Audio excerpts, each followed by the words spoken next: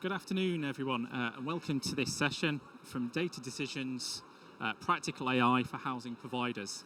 I'm Phil Moss, and I'll be chairing today's discussion as CTO of Procurement Housing.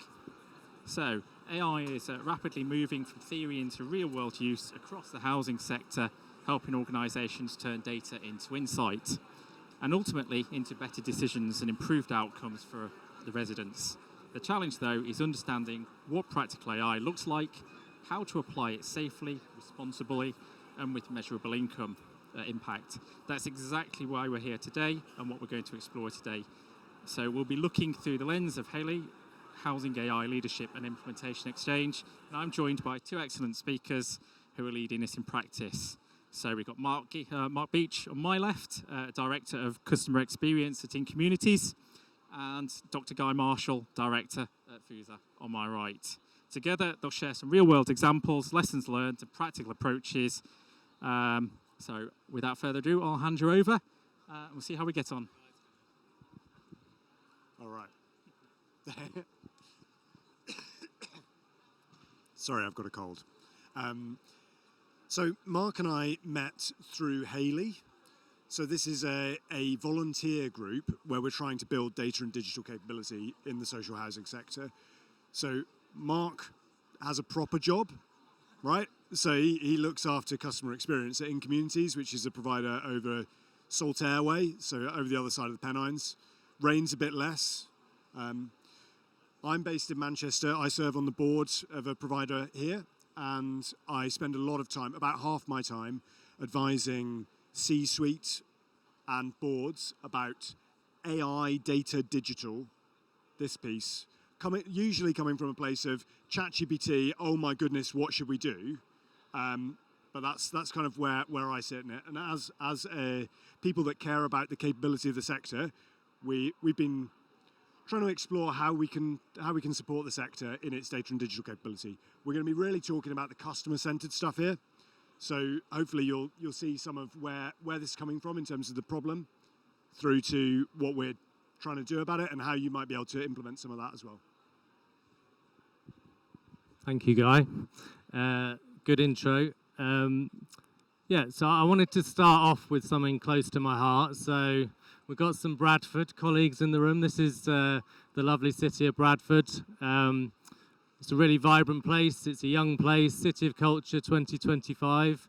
But it's also a place of innovation. So Saltaire, which is near where our offices are based, was one of the first industrial villages. So Titus Salt set up, a big mill complex, housing for his workers. So it's a place of innovation, and that was at the heart of the Industrial Revolution. And, we're going through a similar revolution now, but more of a technological revolution. And so everything we are doing at home and at work is changing at a really rapid pace at the moment. I think that can be quite unnerving, it can be quite scary, quite uncertain, but it does bring in a whole range of opportunities as well. That's what we're here to try and talk about, where we can make the most of some of those opportunities. So we wanted you to take away a few key messages from today. So first of all, how do we collaborate around this stuff? How do we collaborate at scale and work together to create better impacts for customers? And that's the second point. Everything we're doing here has to be orientated around customer benefit, customer impact, and doing more as organizations. And I think the third point I wanted to make was like this feels very uncertain. I work in customer-facing teams, customer experience. The whole sort of rapid change of AI is, it's very uncertain for me. Guy's a bit more of an expert at this stuff, but I think everyone is probably feeling like this. So, that's the third sort of key takeaway. We're all in this together, and probably everyone is feeling that sense of uncertainty and not really knowing where some of this is heading. So you're not alone in this. Some of this is very well rehearsed, but I thought it'd be helpful just to talk about some of the challenges the sector is facing because it becomes very relevant. We know that balance sheets are much more constricted, much tighter now, more competing priorities. So investing in our homes, sustainable homes, safe homes, also making sure we still provide new properties, so development. So boards and leadership teams are really having to think about those priorities carefully.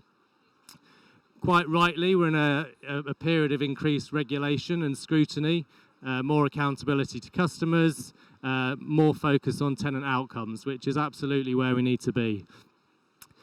Customer expectations is important because we're not just competing with other housing providers. Our tenants are used to accessing services from a range of other service delivery providers who use much slicker digital services, personalized services. We're quite far behind the curve on that, and we're making use of systems, data, to try and do that, but we've got a long way to go on that. So customers are experiencing, I think, much better services in other sectors, than we can deliver in the housing sector currently.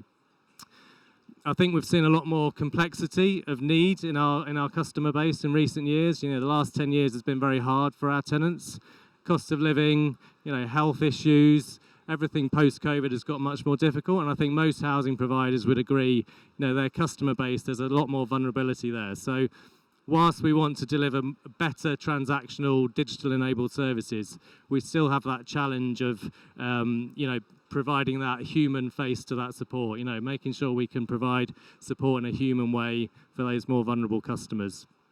And I think the last point is we have to do all of this at a time when a lot of organisations have got legacy systems, data that in some cases, in many cases, is poor quality, not connected, and there's probably quite a lot of capability gaps as well, skills and capability gaps in organisations to make this change happen.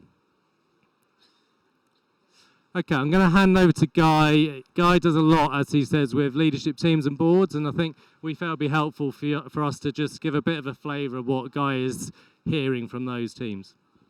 So Mark's outlined some of the challenges. Boards are not blind to these challenges either, right? This is literally their job.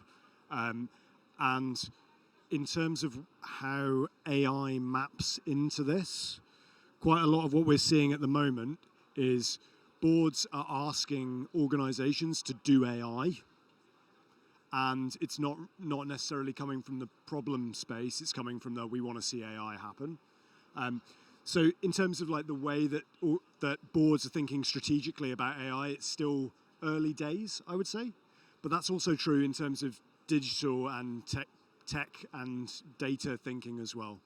And my sort of evidence base for that would be just look at the sector risk profile, which is published by the regulator of social housing in England, and data integrity is in there increasingly, right? Boards don't get it because we know that's evidence boards aren't thinking enough about this because the regulator's having to say, come on guys, sort this out. We've got a big focus on compliance, as Mark says, absolutely rightly, and that is the duty of the board. One of the duties is to ensure that organisations are performing in accordance with the standards. But with AI, there's a lot of uncertainty around what assurance looks like. So you may be aware, the UK government, certainly under the previous Prime Minister, was very much, we are not going to have a central AI regulator. That's the policy.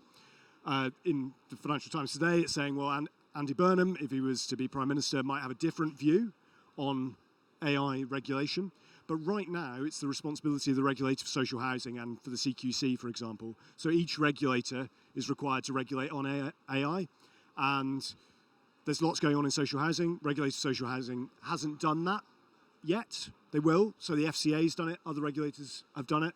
But what that means is that boards are feeling quite uncertain about what's required beyond just GDPR and existing legislation. Does this resonate? Is that sort of, yeah, okay. And what we're seeing sort of in the level between board and troops is sort of fragmented pilots and limited scale. So thing that I like to do every single time I do one of these now. Could I get a show of hands? Are you doing a co-pilot trial at the moment? Let's see. Okay. Can I get a show of hands if you've done a rollout of Copilot, like an actual rollout? Okay, yeah, so the dial has shifted a little bit. This is cool, right? So there was a large period of time, probably 18 months to 2 years, where it was absolutely just an indefinite trial of Copilot with no measures around it and no scaling up or down of that kind of thing. And Copilot's only just one example. I'm not having a go. There's capability gaps at all levels. So whether that's your staff not getting the training of the Gen AI tools that they're being expected to use in their work, but also boards in knowing how to probe on the strategic level. So we've got gaps throughout, and managers in between not knowing how to deal with sort of strategic workforce planning and about what role redefinition might mean for their team, and being able to handle those kind of questions. So there's a lot going on. As Mark said, there's loads of moving parts, a lot of like individual tension in this. And there's a recognition of the pace. So again, board members reading a paper are seeing, gosh, the world's first trillionaire just happened, and a big part of that was about AI. So they're seeing that and wondering how their organization is going to fare in this data-driven world. I'll go more briefly through where I think we're going with this. So I think we're going to start moving away from compliance to actually managing risk. These are slightly different things. Social housing tends to focus on compliance. I think we might shift now towards actually thinking about where is the material risk. And the reason that I think that is because there are so many pressures on the sector, as Mark outlined, that we kind of can't do everything. We can't do everything. We're going to have to manage risk instead of just sort of trying to do everything badly. I think we're going to see more ruthlessness in the pilots, so making sure we get value from what is providing value and shutting down things that don't, because we don't have that much spare cash. And I think we will see investing in the capabilities, skills, particularly data literacy and digital literacy to support this revolution, as Mark says, that is going on in the world outside of housing. Back to you, Mark. Thanks, Guy. I saw your article actually about the sort of use of tokens as opposed to subscriptions as well. So, lots of organisations are just based on a subscription model, just trying everything. And I think the point was, as the big data providers, the AI companies start to move to more of a token model, then organisations are going to have to think a lot more carefully about the things that they're trying out. But this picture that Guy paints, I can certainly kind of reflect on what's happening in communities. There's definitely an uncertainty around the use of AI, but there's a desire to move forward with it, but perhaps not really quite sure what we focus on and how we do that. I thought it'd be helpful just to bring some sort of practical applications into the session, because we're saying it's coming, but it's already here, really, isn't it? And I think there's a lot of examples already of how organisations and vendors are using AI in practical applications. So, customer insight. We sit on a huge volume of complaints data, satisfaction data, other sentiment data. A lot of organisations are starting to use AI tools to crunch that information and really get to the root more quickly of what customers are saying needs to improve about their organisations. Service delivery, so support writing complaints letters, automated chatbots, agentic technology. So those are the things that are starting to come in more rapidly around customer service delivery. We've seen for quite a number of years, vendors selling, well-trusted products around predictive analytics, risk profiling, particularly around income and arrears, and tenancy sustainability models. And then every organisation, everyone is using this technology now just to provide efficiency benefits around administration. We're using it around benefit verifications, for example, but, meeting administration. But again, I think whilst we're talking about lower costs, I think a lot of organisations probably still aren't really sure if they can demonstrate and evidence how they're getting that best value from some of these tools and products. So I think just finishing off, a lot of this stuff is vendor-led as well. And with no offence to the hundreds of vendors that are here today trying to sell products, is there a different way of working around this stuff? And, we think there is. And that's where HAILIE comes in. So HAILIE is the cross-sector organisation that Guy has set up, and it's really grown in the last 12 months. What is it? So HAILIE is a cross-sector partnership of housing professionals and wider partners with an interest in AI, technology, data, and we're trying to cut through some of the complexity and the uncertainty to really work together to produce tools and resources and shared learning that organisations can use openly, learn from each other and collaborate at scale. I think this is really important at the moment because everyone is sort of ploughing their own furrow, trying to work this stuff out by themselves at the moment.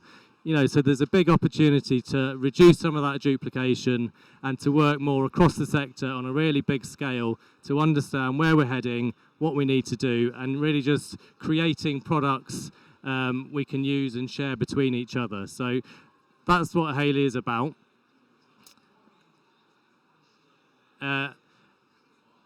That's what the sort of purpose of HAILIE was. On this slide, you can kind of see this year we've agreed 6 workstream areas to move from that original strategy and purpose into some actual delivery of stuff, really, things that actually organisations can practically use. So we've got 6 work streams. Each of them is led by a member of the HAILIE committee, and there's a couple of guys, Scott and Peter, I can see in the audience, and myself, I'm leading on the tenant impact and ethics one. Each of those has got a number of people from across housing organisations, so lots of different disciplines, lots of different skills and backgrounds, and we're trying to collaborate on specific pieces of work linked to these workstream themes that can be shared across the sector and can be openly used by other housing providers as they wish. So just going into some of these, guys talked a lot about organisations' desire around governance, assurance, compliance. Are we doing the right thing around AI? Where are the sort of guardrails around it?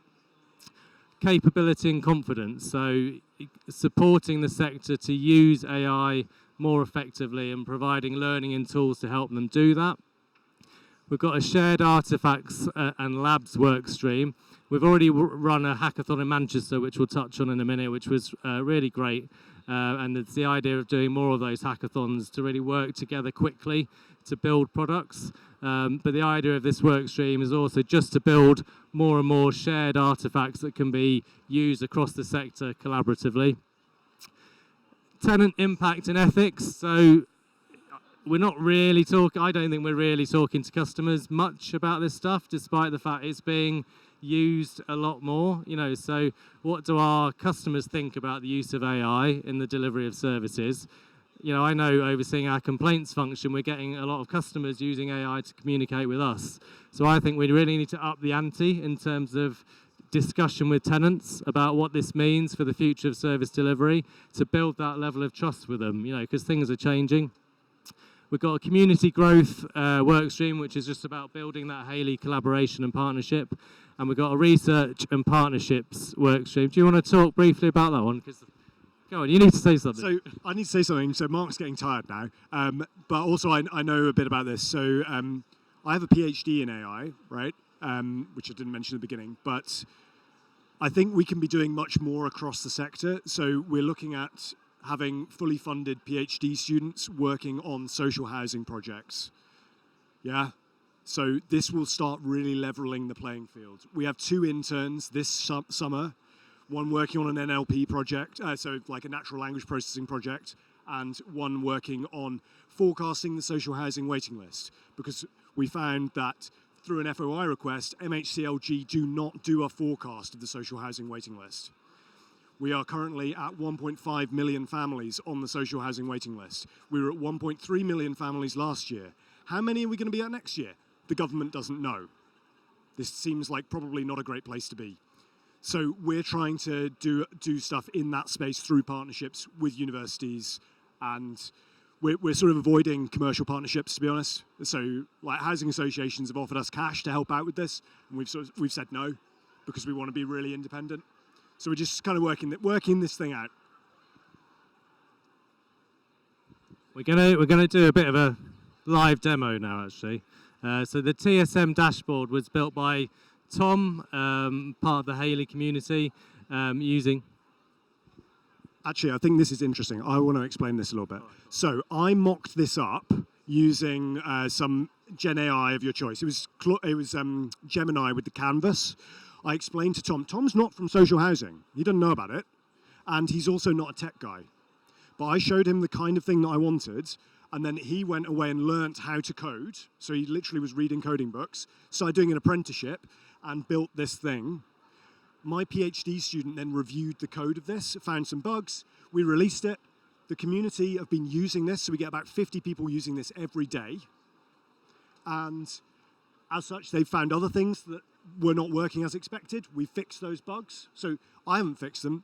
The volunteers in the community have. So there's half a dozen people now that have contributed to this open source code that takes the TSM information. There's a spreadsheet that the regulator social housing publishes. It's a bit inaccessible. They've tried their best to get a front end on it, but it's in Excel, so they're kind of hamstrung by that. And we've built this dashboard instead. This is in communities. Brave man, Mark. Is your mic working? Because we could. Okay. So we're not just displaying the data from the TSMs. We've done some analytics on it as well. So the analytics here, it's very simple, but it's more than most providers would be able to do internally. And what it does is it looks at TP01, which is your overall satisfaction, and sees which one of the other factors is you're performing worse against the benchmark group that you're in, and what the opportunity to uplift that score would be. So it's not that you're lower, per se, it's whether you're lower relative to your cohort and whether that is correlated with the overall tenant satisfaction. Try to help providers to focus on the areas that are really important, rather than just the smallest number that they've got. And so we've built this, we've got all of the logic is freely available here. Further down, we've got even more information. I think, so the point here, if you take anything away from this, it's we can make free, this is free. It's open source. Anybody can audit this, and it's making data more accessible and insights more accessible. We don't have to go to vendors for this. We can just volunteer. So I think this is a different worldview for how we can get insights at scale across the sector. Providers, people working, so HAILIE has nearly 500 people in it now. Of those, about 70 are really active volunteers. And from that, there's some of them that code, right? And so that's what's happening here.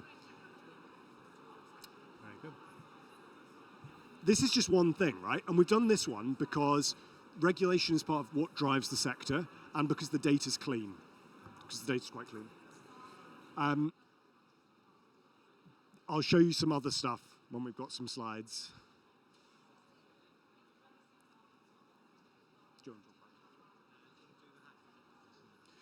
So Mark mentioned we did a hackathon. So we did this in Manchester before Easter, March.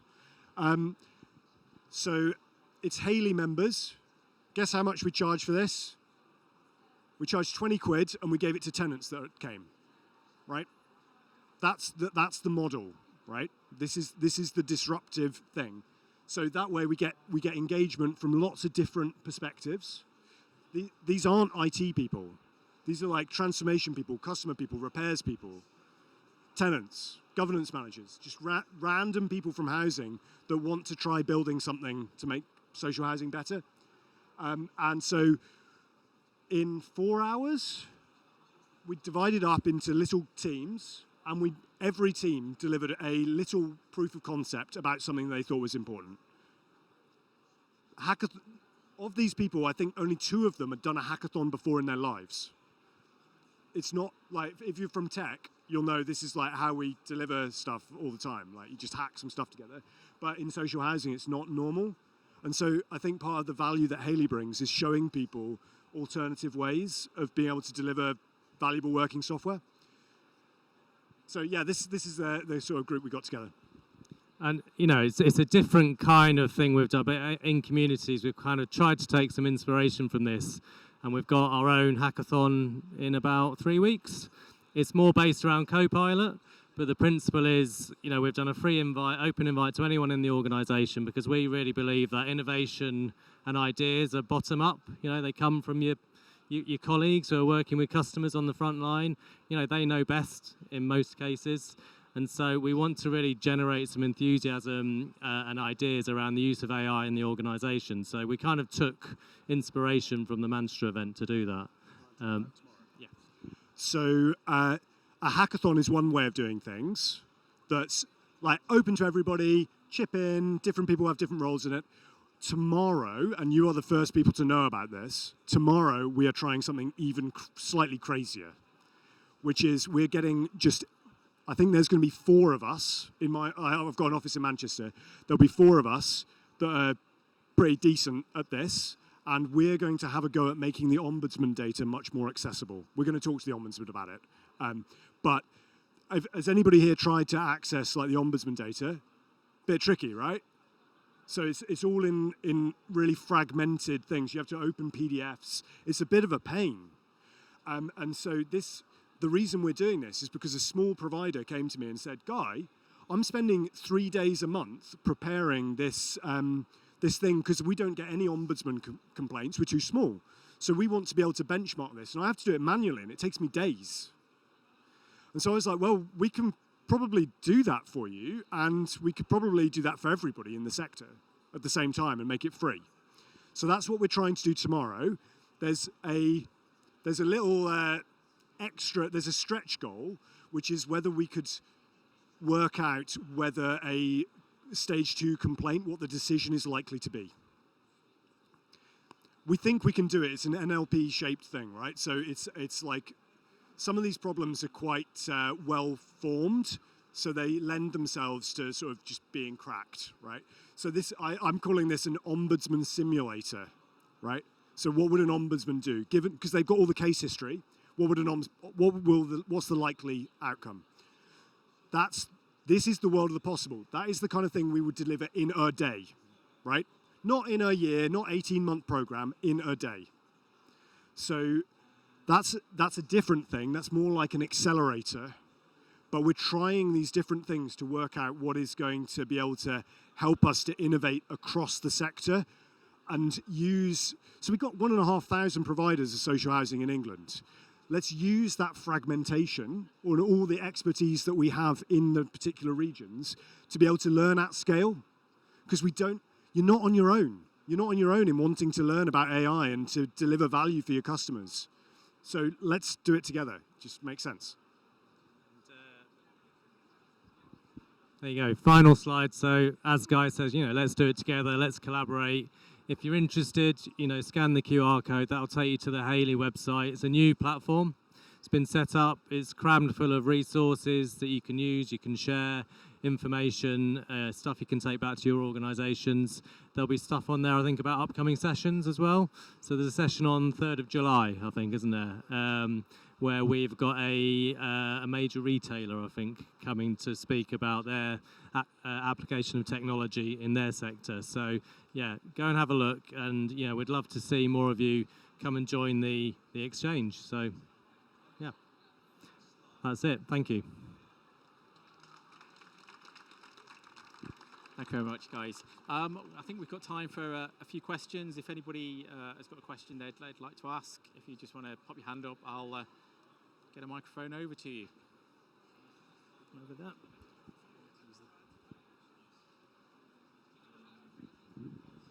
Good afternoon.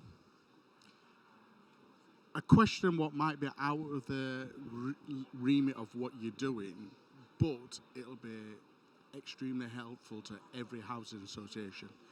So when a housing association sends, let's talk about complaints. So when a letter of complaint is done and the letter is sent to the customer, either stage 1, stage 2, etc. Have you got the technology to check that letter marries to the company policy? Who's this? I'm Manic. Yeah, Mike. I know Manic. Manic's one of our customers. We are trialing something actually around complaints letter writing. Yep. Not replacing humans with decisions, important decisions in many cases.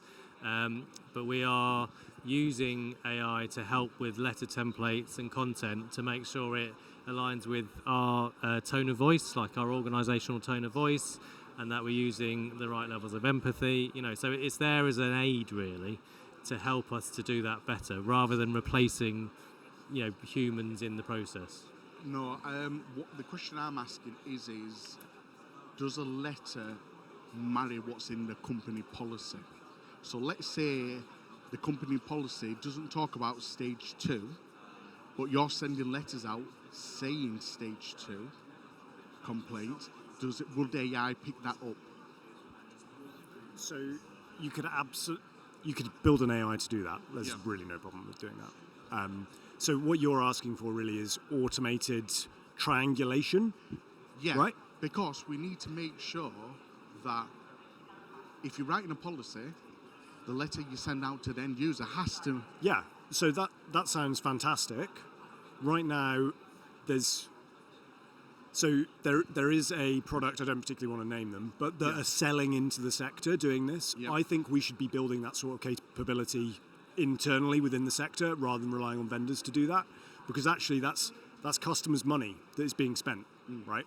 So I think we should be building these kind of foundational things like you're describing, which is complaint policy triangulation. Like, is this letter that we're issuing compliant with our policies? Does it reflect it accurately? Should be quite a basic thing for us to do. And so I think we should be building that, not having a vendor do it. Yeah, thank you. Yeah. Good question. Going over there. Hi, I just wanted to make you walk all the way across. Sandy Mottram, I'm from the London Borough of Camden. I was impressed with the Insights tool that you had on the screen earlier. I just wondered, is that data coming from government returns? Is it coming from individual operators, open data platforms? Where are you getting that data from? So in that case, it's from the regulator of social housing. So they have a data set. The thing we're doing tomorrow is from the Ombudsman. So that's another data set. I kind of imagine, actually similar lines to Malik's question, was we'd end up with all the relevant data sets that we think we can trust, having those as like an open platform that then providers can triangulate, because your TSMs, you want to be able to cross that with your Ombudsman reports, right? Like, obviously. So but I don't care if it's the Ombudsman or the regulator doing that. So I think also for local authorities, there are other bits of data that you would want to have. And this group should build out those things. And most of these data sets are under open government license, so we can reuse them. And if we reuse them with, for example, so like a Creative Commons share alike license, it stops the vendors then from leveraging what we're building for free. So I think that's kind of the model that we're trying to take, is kind of like the local gov model in terms of like open source standards, etc. So for what we've done, so far it doesn't integrate with live data feeds. It's like static data that we're then surfacing. I think we might end up going down the lines that you're talking about. But we'll see, because it depends on the membership, right? So it's actually the volunteers that want to make this stuff happen. That's the stuff that happens. So if it's valuable, if it's going to help people, then why don't you build it, right? Build it with us. Any further questions before we wrap up? Okay, I'm sure you'll join me in saying thank you very much, guys. That's been a really interesting presentation.